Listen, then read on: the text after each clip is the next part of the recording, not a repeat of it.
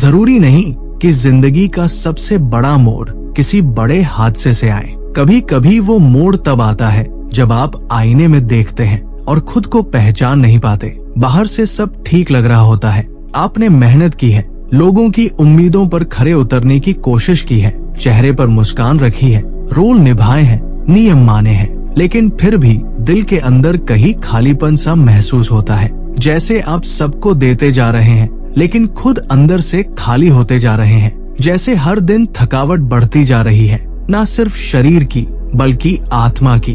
थक चुके हो मुस्कुराने का नाटक करते करते, थक चुके हो ये दिखाने में कि मैं ठीक हूँ जबकि अंदर कुछ टूटता जा रहा है। थक चुके हो ये साबित करते करते कि तुम काबिल हो, जरूरी हो और तुम्हारे जख्म किसी को दिखाने लायक नहीं। अगर आज तुम भी ऐसा महसूस कर रहे हो, अगर तुम्हें लगता है कि तुम कहीं खो गए हो, अगर तुम खुद से सवाल कर रहे हो कि मैं कौन हूँ, तो रुको, तुम अकेले नहीं हो और सबसे जरूरी बात, तुम खोए हुए नहीं हो, तुम देखे गए हो, चुने गए हो और जो दर्द तुमने झेला है वो तुम्हारी कमजोरी नहीं है, वो तुम्हारे जीवन के मकसद की मुहर है। तुम्हारे जीवन में जो भी समझदारी, दया और गहराई है वो आराम से नहीं आई, वो दबाव से निकली है, उन लम्हों से निकली है जब तुम पूरी तरह टूट गए थे, उन सीजनों से निकली है जब तुमने हार मानने की कगार तक सब झेला। लेकिन उसी टूटन में से एक पाक चीज निकली, वो तेल जो तुम अपने भीतर लिए घूमते हो।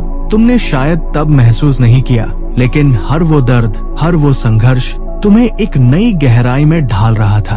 और यही तेल इस बात का सबूत है कि तुम चुने गए हो, आसान रास्तों के लिए नहीं बल्कि गहरे असर के लिए। इसलिए नहीं कि तुम परफेक्ट हो, बल्कि इसलिए कि तुम टूटन में भी वफादार रहे।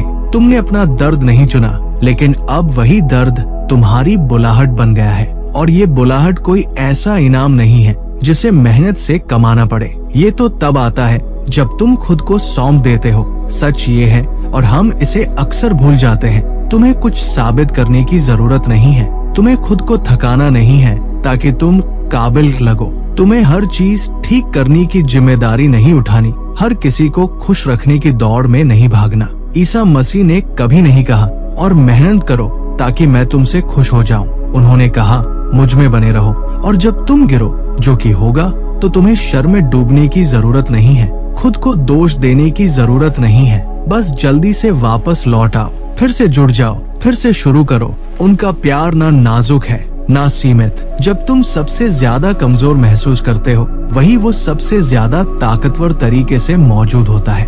क्योंकि ये सफर तुम्हारी परफॉर्मेंस का नहीं है, ये संबंध का सफर है। दुनिया तुम्हें हमेशा यही बताएगी कि तुम्हारी वैल्यू तुम्हारे काम में है, तुम्हारी परफेक्शन में है, तुम्हारी इमेज में है। लेकिन यीशु इन सब को पार करके सीधा उस तुम से बात करते हैं जो तुम सच में हो।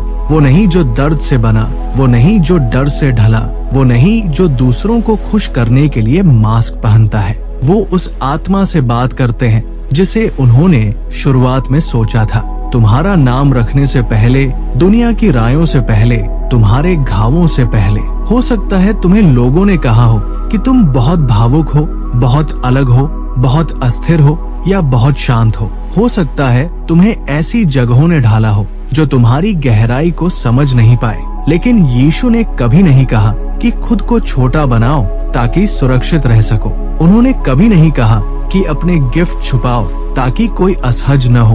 उन्होंने कभी प्यार के बदले परफॉर्मेंस नहीं मांगी। सोचो, अगर मैं तुमसे कहूँ कि तुम्हारी संवेदनशीलता कमजोरी नहीं बल्कि तोहफा है, तुम्हारा जुनून परेशानी नहीं बल्कि ईंधन है, तुम्हारे आंसू कमजोरी का सबूत नहीं बल्कि इंसानियत का निशान है, क्या पता जिन हिस्सों को तुम दबा रहे थे वही वो हिस्से हैं जिन्हें ईश्वर जगाना चाहते हैं, इस्तेमाल करना चाहते हैं। उन्हें तुम्हारा चेहरा नहीं चाहिए, उन्हें तुम्हारा दिल चाहिए। जब यीशु तुमसे बात करते हैं तो तुम्हारे रिज्यूमे से नहीं, तुम्हारी पहचान से करते हैं। वो पहचान जो किसी भी असफलता, रिजेक्शन या शक से छीनी नहीं जा सकती। और अब मैं सीधे उस झूठ से बात करना चाहता हूँ जिसने लाखों लोगों को कैद में रखा है कि तुम बहुत दूर निकल चुके हो, बहुत टूट चुके हो, बहुत देर हो चुकी है। नहीं, तुम बाहर नहीं हुए हो, तुमने अपना मौका नहीं गवाया। तुम ना ज्यादा हो ना कम, तुम वही हो जैसा उन्होंने सोचा था, इरादे के साथ, मकसद के लिए। तुम अनमोल हो, चुने गए हो, अभिषेक किए गए हो, ना सिर्फ अपने टैलेंट्स के कारण बल्कि अपनी कहानी के कारण। एक ऐसी कहानी जिसमें दर्द भी है और कृपा भी, हार भी है और उम्मीद भी। और यीशु तुमसे नहीं कहते कि इसे छुपाओ, वो कहते हैं मुझ पर भरोसा करो। तो अगर आज तुम दूसरों की उम्मीदों का बोझ लेकर थक चुके हो, अगर तुम भूल चुके हो कि असल में तुम कौन हो, तो मैं तुम्हें याद दिलाना चाहता हूँ, अब तुम्हें अपनी जगह साबित करने की जरूरत नहीं है। तुम्हें किसी के प्यार के पीछे दौड़ने की जरूरत नहीं है। तुम्हें अब हर बार खुद को जोड़ने की जरूरत नहीं है। अब तुम रुक सकते हो, सांस ले सकते हो और लौट सकते हो उस असली तुम की ओर जिसे खुदा ने बनाया है, ना कि दुनिया ने गढ़ा है। तुम अपनी गलती, अपने अतीत, अपने ट्रॉमा या अपने डर से परिभाषित नहीं हो। तुम उस परमेश्वर की आंखों में परिभाषित हो जिसने समय शुरू होने से पहले कहा था तू मेरा है। और जब ये सच्चाई सिर्फ दिमाग से नहीं दिल की गहराई से मानने लगते हो तो जिंदगी की रफ्तार बदल जाती है। ये दौड़ने की बात नहीं रहती, ये साथ चलने की बात बन जाती है। ईश्वर की गति पर भरोसा करने की बात। जब तुम गिरो तो जल्दी लौट आओ, जब वो बुलाएं तो सुनो और बार बार याद दिलाओ खुद को तुम्हारी वैल्यू तुम्हारे काम में नहीं है, तुम्हारी पहचान इस बात में है कि तुम किसके हो। अब तुम दौड़ नहीं रहे, अब तुम जुड़े हो और यही जुड़ाव किसी भी कामयाबी से ज्यादा ताकतवर है। आज जो चीजें तुम मांग रहे हो सकता है तुम उन्हें थामने के लिए अभी तैयार नहीं हो। इसलिए नहीं कि तुम लायक नहीं, बल्कि इसलिए कि भगवान इतना प्यार करते हैं कि चाहते हैं वो आशीर्वाद तुम्हें कुचल ना दे। वो जल्दी नहीं देना चाहते, वो सही वक्त पर देना चाहते हैं जब तुम उसमें टिके रह सको।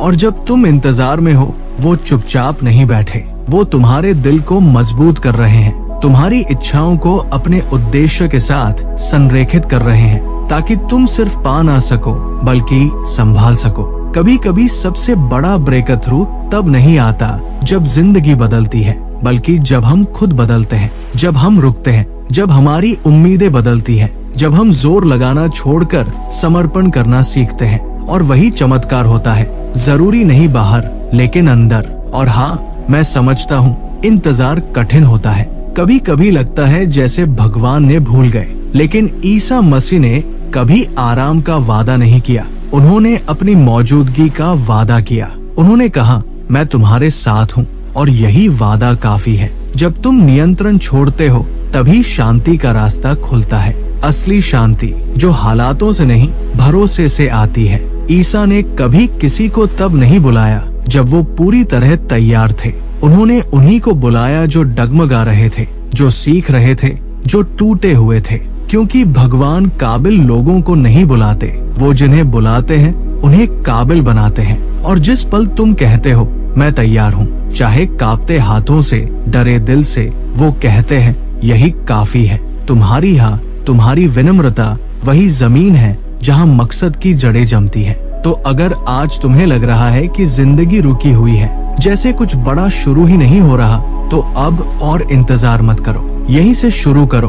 परफेक्शन से नहीं, उपस्थिति से, एक सादे हाँ से, ये मानकर कि तुम्हारी टूटी हुई जगह भी किसी काम के नहीं है, ये झूठ है। वहीं से कहानी शुरू होती है। तुम्हें सब कुछ सुलझाने की जरूरत नहीं है, बस खुले रहो, चुप हो जाओ, तैयार हो जाओ। क्योंकि सबसे ताकतवर लोग वो नहीं होते जो सबसे ज्यादा बोलते हैं, वो होते हैं जो सबसे ज्यादा समर्पित होते हैं, जिन्होंने दिखावा करना छोड़ दिया है, जिन्होंने छिपना छोड़ दिया है, जिनके अंदर वो तेल है जो टूटन से निकला है। यही उनका अधिकार है। और अब वही आवाज जो डर से दबा दी गई थी वो साफ सुनाई दे रही है। वही झिझक अब आत्मविश्वास में बदल रही है। तुम यहाँ किसी गलती से नहीं हो, ये पल तुम्हारी किस्मत से भरा हुआ है।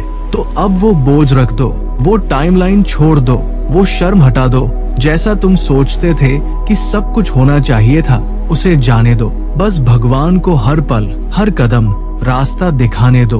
उन्हें जल्दी नहीं है और तुम्हें भी नहीं होनी चाहिए, क्योंकि उन्हें इस बात की ज्यादा परवाह है कि तुम क्या बन रहे हो, ना कि तुम क्या हासिल कर रहे हो। तो धीरे चलो, शांत हो जाओ, सुनो, भरोसा करो और बस कहो हाँ, क्योंकि तुम्हारी कहानी अब शुरू हो रही है और तुम्हारा समर्पण उस जिंदगी की नींव रख रहा है जो तुम अपने दम पर कभी नहीं बना सकते थे।